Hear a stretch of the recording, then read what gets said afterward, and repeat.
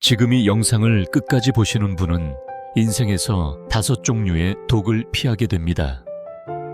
성경이 분명히 경고하는 5부류의 사람, 이들을 분별하지 못하면 당신의 평안도 사명도 심지어 영혼까지 위험해집니다.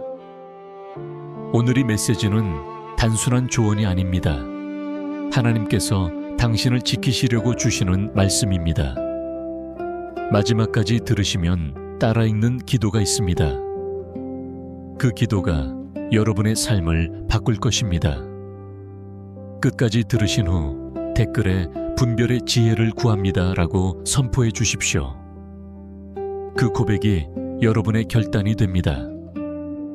여러분, 모든 사람이 하나님께서 보내신 존재는 아닙니다. 성경이 분명히 말씀합니다. 잠언 4장 23절 모든 것을 지킬 만한 것 중에 더욱 음악 내 마음을 지키라. 생명의 근원이 이에서 남이니라. 마음을 지키라는 말씀입니다. 아무에게나 마음을 열지 말라는 경고입니다. 분별 없이 신뢰할 때 우리는 스스로 문을 열어 원수에게 자리를 내어주는 것입니다. 예수님께서도 말씀하셨습니다. 마태복음 7장 15절에서 16절 거짓 선지자들을 삼가라.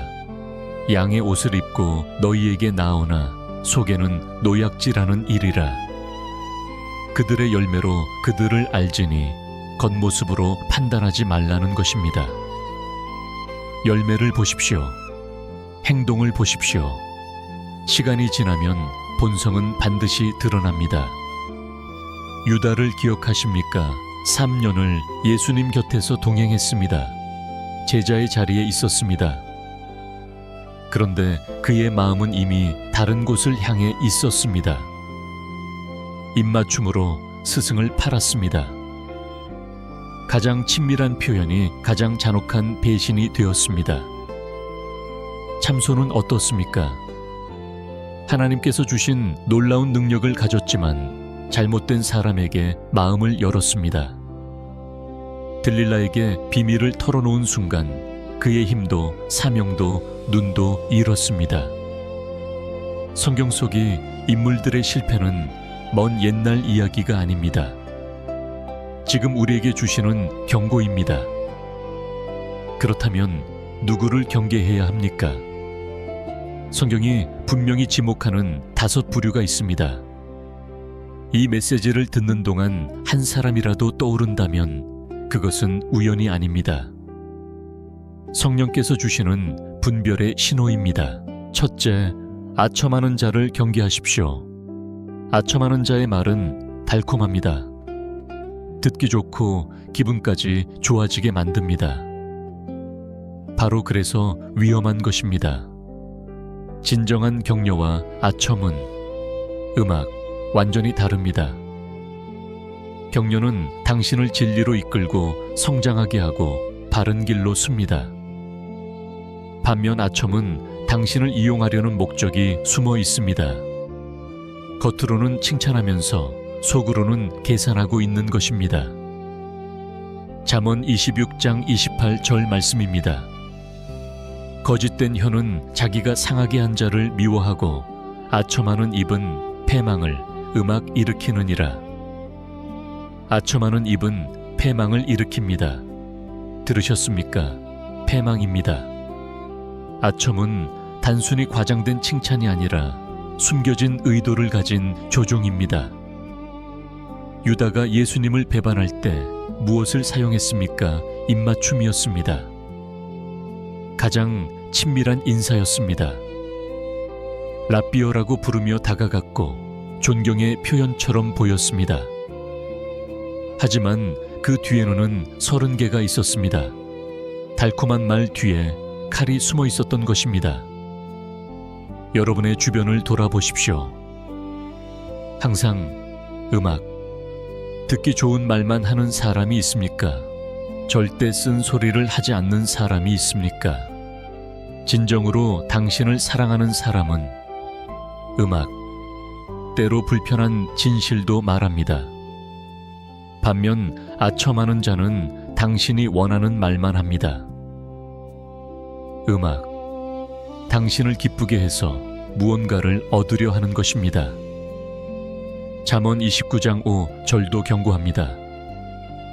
자기 이웃에게 아첨하는 것은 그의 발 앞에 그물을 치는 것이니라. 아은 그물입니다. 보이지 않는 치입니다. 달콤한 말에 취하지 마십시오. 그 사람의 말과 삶이 정말 일치하는지 확인하십시오. 둘째 가십과 중상 모약을 일삼는 자를 멀리 하십시오. 은 작은 지체입니다. 하지만 그 파괴력은 상상을 초월합니다. 야고보서 3장 5절에서 6절 말씀입니다. 겨는 작은 지체로 돼 큰 것을 자랑하나니 보라. 얼마나 작은 불이 얼마나 많은 나무를 태우는가. 겨는 곧 불이요 분리의 세계라. 겨가 불이라고 말씀합니다. 한마디 말이 숲 전체를 태울 수 있다는 것입니다. 가십은 사소한 수다가 아닙니다. 관계를 파괴하고 공동체를 무너뜨리는 영적 무기입니다. 가십을 퍼뜨리는 사람에게는 공통된 패턴이 있습니다. 항상 남의 이야기를 가지고 옵니다. 너만 알아라고 시작하고 다른 사람한테는 말하지 말라고 당부합니다. 하지만 생각해 보십시오.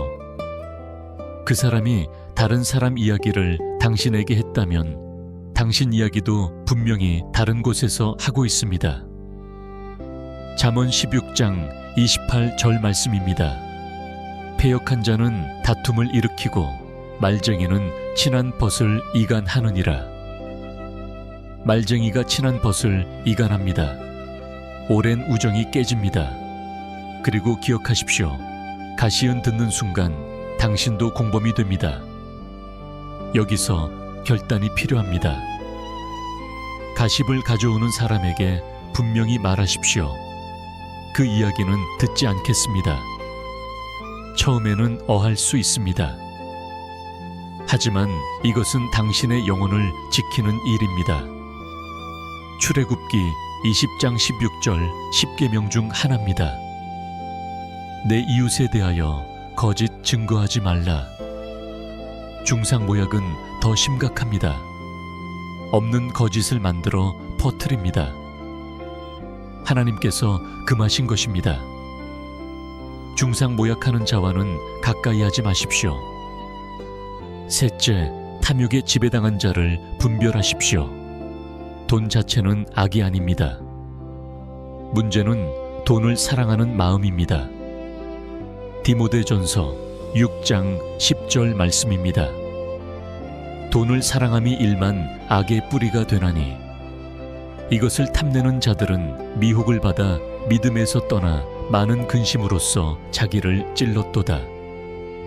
돈을 사랑함이 일만 악의 뿌리입니다. 탐욕은 충성을 팔고 신앙도 팔고 사람까지 팝니다. 유다가 예수님을 판 가격이 얼마였습니까? 은 30개였습니다. 당시 노예 한 명의 가격이었습니다. 3년간 함께한 스승을 노예값에 팔았습니다. 탐욕이 눈을 멀게 한 것입니다. 구약의 아간도 마찬가지입니다. 여호수아서 7장에 기록되어 있습니다. 여리고성 한락 후 하나님께서 명하셨습니다. 아무것도 취하지 말라고.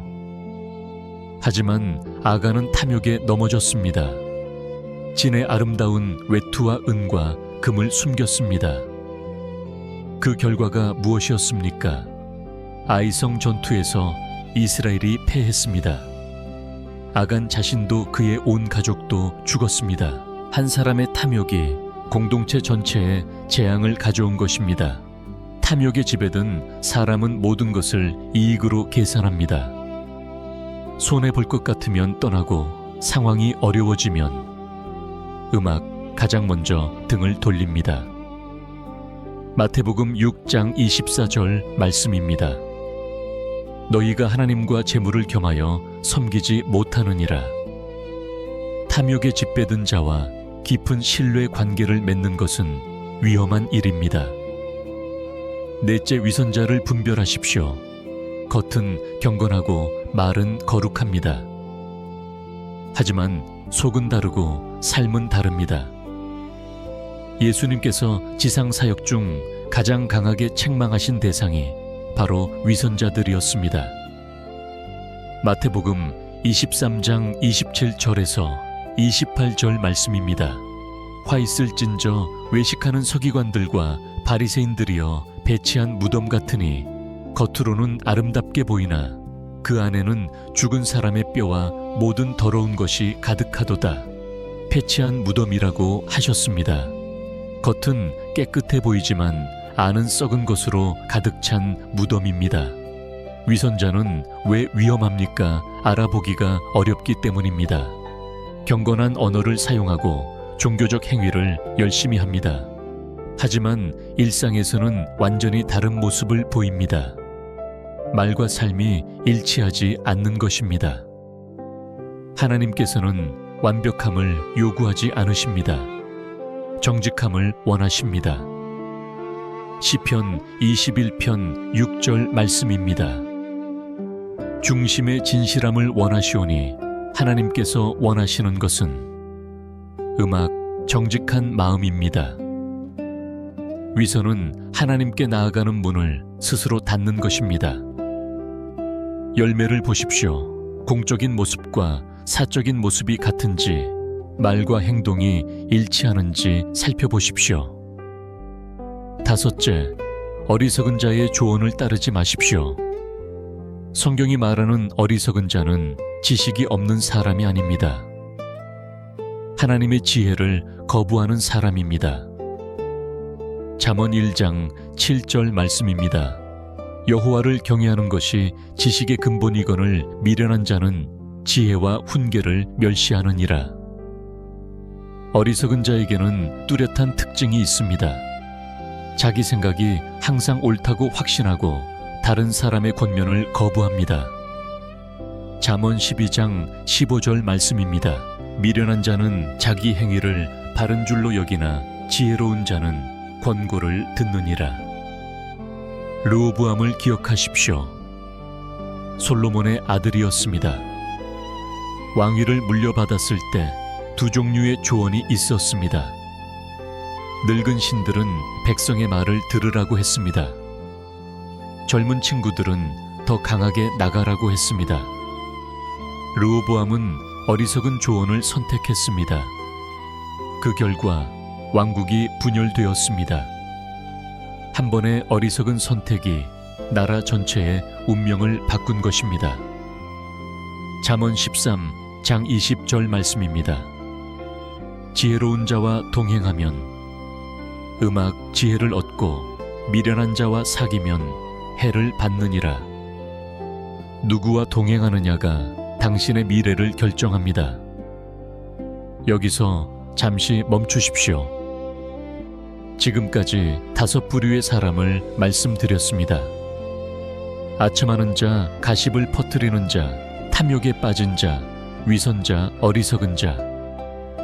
이제 더 중요한 질문을 드리겠습니다.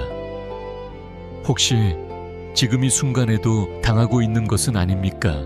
이미 관계 깊숙이 들어온 사람이 있지 않습니까? 달콤한 말에 취해 경계를 내려놓은 것은 아닙니까? 고린도전서 15장 33절입니다. 속지 말라. 악한 동무들은 선한 행실을 더럽히나니 잘못된 관계가 신앙을 무너질 수 있습니다. 지금 점검이 필요합니다. 분별은 사람을 미워하라는 뜻이 아닙니다. 거리를 두라는 것입니다. 마음의 문을 함부로 열지 마십시오. 느헤미야를 보십시오. 예루살렘 성벽을 재건할 때 산발이 평화 회담을 제안했습니다. 4번이나 연락해 왔습니다. 느헤미야서 6장 3절에 기록되어 있습니다. 내가 큰 역사를 하니 내려가지 못하겠노라. 느헤미야는 분별했습니다. 평화의 제안 뒤에 숨은 해악을 꿰뚫어 본 것입니다. 다윗도 마찬가지입니다. 사울을 죽일 기회가 2번 있었습니다. 부하들은 하나님이 주신 기회라고 했습니다. 하지만 다윗은 그 어리석은 조언을 따르지 않았습니다. 말씀의 기준으로 판단했습니다. 잠언 2장 12절 말씀입니다. 명철이 너를 보호하여 악한 자의 길에서 건져내리라. 지혜와 명철이 당신을 지켜줍니다. 기억하십시오. 완벽한 사람은 없습니다. 때로는 속을 수도 있습니다. 그럴 때 낙심하지 마십시오. 하나님께로 돌아오면 됩니다. 가장 중요한 것이 있습니다. 사람에게서 궁극적인 만족을 찾지 마십시오. 절대 실패하지 않는 분이 계십니다. 히브리서 13장 5절 말씀입니다. 내가 결코 너를 버리지 아니하고 떠나지 아니하리라. 하나님은 배신하지 않으십니다. 속이지 않으십니다. 시편 91편 2절 말씀입니다. 여호와는 나의 피난처요 나의 요새 내가 의뢰하는 하나님이라. 하나님만이 참된 피난처입니다. 이제 결단할 시간입니다. 야고보서 1장 22절 말씀입니다. 말씀을 행하는 자가 되고 듣기만 하여 자신을 속이는 자가 되지 말라. 지금 함께 기도하겠습니다. 따라서 선포하십시오. 하나님 아버지, 오늘 말씀 앞에 섭니다. 분별의 지혜를 구합니다. 마음의 문을 아무에게나 열었던 것을 회개합니다. 달콤한 말에 속아 경계를 내려놓았던 것을 고백합니다. 잘못된 관계에 시간과 마음을 빼앗겼던 것을 인정합니다. 이제 결단합니다.